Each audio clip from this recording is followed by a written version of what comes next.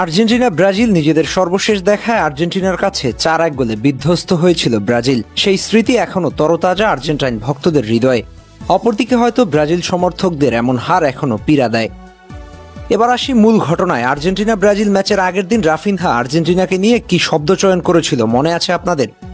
আসলে সেই শব্দ নতুন করে বলা সম্ভব না। এমন বাজে ভাষায় আর্জেন্টিনাকে ছোট করে কথা বলেছিল যা মুখে উচ্চারণ করা মানায় না।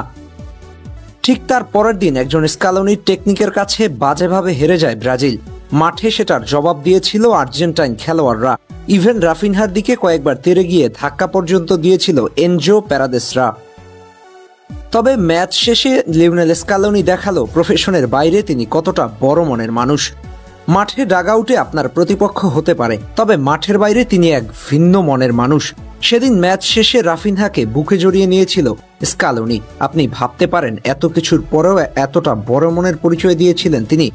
যখন তাকে সংবাদ সম্মেলনে প্রশ্ন করা হয়েছিল রাফিনহার এমন মন্তব্য কিভাবে দেখছেন আপনি, তখন প্রথমে তিনি একটা কথাই বলেছিলেন, আমি রাফিনহাকে ক্ষমা করে দিয়েছি। মূলত ওর দেশকে প্রতিনিধিত্ব করতে গিয়েই জয়ের জন্য এমন কথা বলেছে, আমি এটাকে ওইভাবে দেখছি না। একবার ভেবে দেখেন তো রাফিনহার এমন শব্দ চয়নের পরও কতটা সৌহার্দ্যপূর্ণ ছিলেন স্কালোনি। খেলা শেষে কিভাবে ওকে আপন মহিমায় বুকে জড়িয়ে নিয়েছিলেন।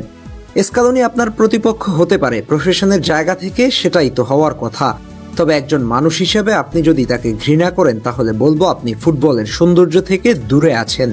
একবার ভেবে দেখেন তো আর্জেন্টিনাকে কতটা সাফল্য উপহার দিয়েছেন এই কোচ, তবুও তার মুখে কখনো অহংকারী বাক্য কিংবা আত্মতুষ্ট দেখেছেন? প্রতিপক্ষকে ছোট করে কথা বলা তার অভিধানে নেই, আর এর জন্যই হয়তো তিনি একজন স্কালোনি হয়ে উঠেছেন। একজন মাস্টারমাইন্ড হিসেবে আপনি যেভাবে তাকে চিনেন তার চেয়েও অনেক বড় মনের মানুষ তিনি।